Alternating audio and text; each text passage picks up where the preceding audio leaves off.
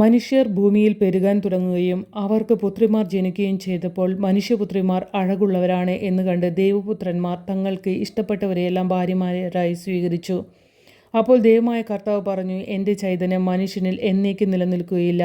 അവൻ ജഡമാണ്, അവൻ്റെ ആയുസ്സ് 120 വർഷമായിരിക്കും. ദേവപുത്രന്മാർ മനുഷ്യപുത്രന്മാരുമായി ചേരുകയും അവർക്ക് മക്കളുണ്ടാകുകയും ചെയ്തിരുന്ന അക്കാലത്തും പിന്നീടും ഭൂമിയിൽ അതികായന്മാർ ഉണ്ടായിരുന്നു. അവരാണ് പുരാതന കാലത്തെ പ്രസിദ്ധിയാർജിച്ച പ്രബലന്മാർ. ഭൂമിയിൽ മനുഷ്യൻ്റെ ദുഷ്ടത വർദ്ധിച്ചിരിക്കുന്നെന്നും അവൻ്റെ ഹൃദയത്തിലെ ചിന്തയും ഭാവനയും എപ്പോഴും ദുഷിച്ചതു മാത്രമാണെന്നും കർത്താവ് കണ്ടു. ഭൂമുഖത്ത് മനുഷ്യനെ സൃഷ്ടിച്ചതിൽ കർത്താവ് പരിതപിച്ചു. അത് അവിടുത്തെ ഹൃദയത്തെ വേദനിപ്പിച്ചു. കർത്താവ് അരുളി ചെയ്തു, എൻ്റെ സൃഷ്ടിയായ മനുഷ്യനെ ഭൂമുഖത്ത് നിന്ന് ഞാൻ തുലച്ചു മാറ്റും. മനുഷ്യനെയും മൃഗങ്ങളെയും ഇഴജന്തുക്കളെയും ആകാശത്തിലെ പറവുകളെയും ഞാൻ നാമാവശേഷമാക്കും. അവയെ സൃഷ്ടിച്ചതിൽ ഞാൻ ദുഃഖിക്കുന്നു. എന്നാൽ നോഹ കർത്താവിൻ്റെ പ്രീതിക്ക് പാത്രമായി. ഇതാണ് നോഹയുടെ വംശാവലി. നോഹ നീതിമാനായിരുന്നു, ആ തലമുറയിലെ കറയേറ്റ മനുഷ്യൻ. അവൻ ദൈവത്തിൻ്റെ മാർഗത്തിൽ നടന്നു. നോഹയ്ക്ക് 3 പുത്രന്മാരുണ്ടായിരുന്നു, ഷേം, ഹാം, യാഫെത്ത്. ദൈവത്തിൻ്റെ ദൃഷ്ടിയിൽ ഭൂമി ആകെ ദുഷിച്ചതായി തീർന്നു. എങ്ങും അക്രമം നടമാടി. ഭൂമി ദുഷിച്ചു പോയെന്ന് ദൈവം കണ്ടു.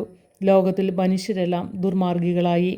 ദൈവം നോഹയോട് അരുളി ചെയ്തു, ജീവജാലങ്ങളെയെല്ലാം നശിപ്പിക്കാൻ ഞാൻ നിശ്ചയിച്ചിരിക്കുന്നു. അവർ മൂലം ലോകം അധർമ്മം കൊണ്ട് നിറഞ്ഞിരിക്കുന്നു. ഭൂമിയോടുകൂടി അവരെ ഞാൻ നശിപ്പിക്കും.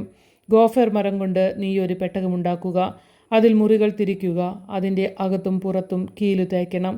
ഇങ്ങനെയാണ് അതുണ്ടാക്കേണ്ടത്. 300 മുഴം നീളം, 50 മുഴം വീതി, 30 മുഴം ഉയരം. മേൽക്കുരയിൽ നിന്ന് 1 മുഴം താഴെ പെട്ടകത്തിനൊരു ജനലും വശത്തൊരു വാതിലും വയ്ക്കണം. താഴെയും മേലെയും നടുവിലുമായി 3 തട്ടായി വേണം പെട്ടകമുണ്ടാക്കാൻ. ഭൂതലത്തിലെല്ലാം ഞാനൊരു ജലപ്രളയം വരുത്താൻ പോകുന്നു.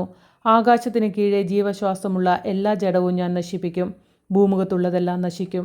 എന്നാൽ നീയുമായി ഞാൻ എൻ്റെ ഉടമ്പടി ഉറപ്പിക്കും. നീ പെട്ടകത്തിൽ കയറണം, നിന്റെ കൂടെ നിന്റെ ഭാര്യയും പുത്രന്മാരും അവരുടെ ഭാര്യമാരും. എല്ലാ ജീവജാലങ്ങളിൽ നിന്ന് ആണും പെണ്ണുമായി ഈ 2 എണ്ണത്തെയും നീ പെട്ടകത്തിൽ കയറ്റി സൂക്ഷിക്കണം. എല്ലാ ഇനം പക്ഷികളും മൃഗങ്ങളും ഇഴജന്തുക്കളും സംരക്ഷിക്കപ്പെടേണ്ടതിന് ഈ 2 എണ്ണം നിന്റെ കൂടെ വരട്ടെ. നിനക്കും അവയ്ക്കും ആഹാരത്തിനു വേണ്ടി എല്ലാത്തരം ഭക്ഷണവും ശേഖരിച്ചു വയ്ക്കണം. ദൈവം കൽപ്പിച്ചതുപോലെ തന്നെ നോഹ പ്രവർത്തിച്ചു.